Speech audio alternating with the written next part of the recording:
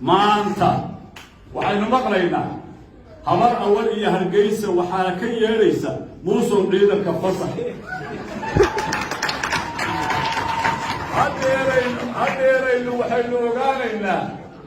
reer hargeysa ciidanka qaranka inay habar jeclo u yaqaanaan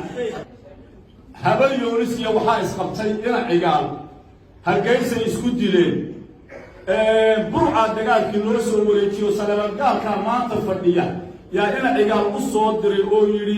ordoo dagaal ka rida burco habal yoonis way u yeedhay habar jeclo waxay ku tiri qabta wiilashii waxaa la yidhi islaan shaaha jeclayd yaa 1945 markii dagaalkii labaad adduunku u dhacay yaa badihii xirmeen oo shaahii baa la waayo maxaa dhacay bay tiriyo shaahii markay khamradootay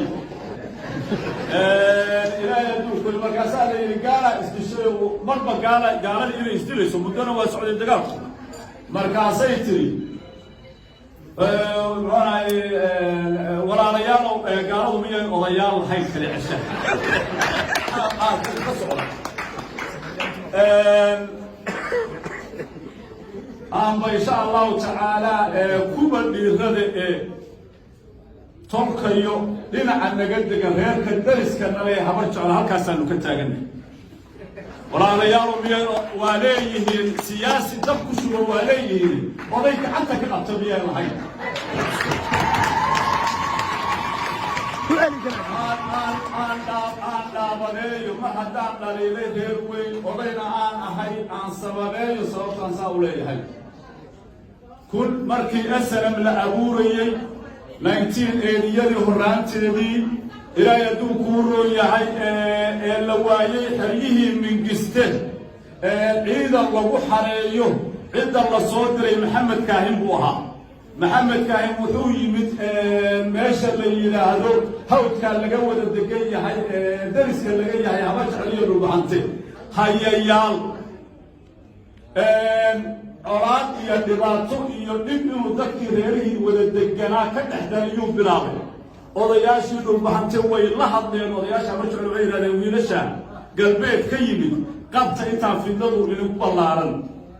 odayaasha habar jeclo waxay ku jawaabeen waa taariikh qoran wiilashan aanu dhallay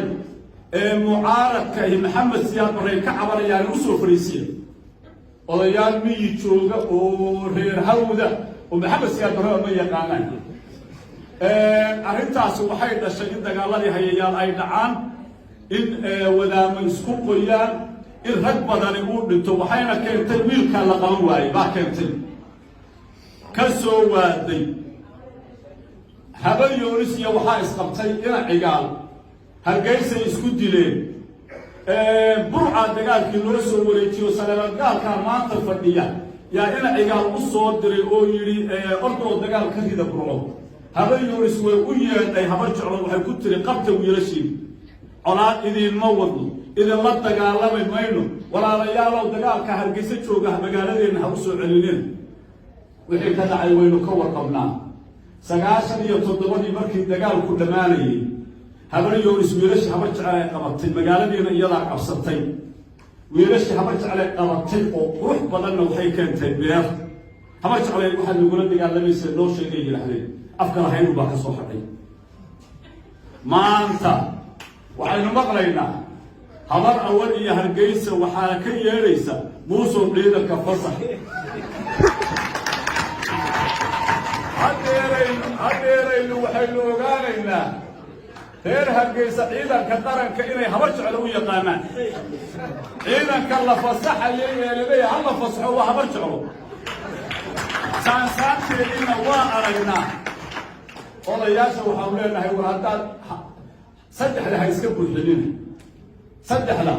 iska buuxinina in habar jeclo ay soo tiraahdo laascaanood annagaalo waanu ku duulaynaa dullinima idiinta gardarray idiinta ilaahay waxgarasho la-aan ba idiinta kii xumaana inuu ku hadlayo kii wanaagsanaana uu ku baqayo ku aamusayo liidasha idiinta af muslim iyo af gaal mid uun aanu idinku nimaano aanu idinku soo hagaagno waanu ku aamusnay nabadda waxna waynu ku hadalnaa waxaan weeynu ku hadlo maaha waliba waxaanu leenahay annagoo intaasoo dhibaato ay nagu dhacday waad ka wada warqabteen adduunku maanta salli buu ku wada fadhiyaa ciidanka yagiyo dhallinyaradii waa ceshanay guryaha yagii mayan dhaafin walaalaha iyo nabadgelyaanu ugu baaqnay waana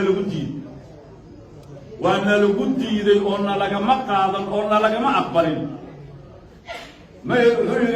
maydkee u dambeeyo kana sii sido saakadana ugu dambayso weerar baana lagu soo qaaday weli ummadda Soomaaliyeed waxaanu leenahay wanaag baanu doonaynaa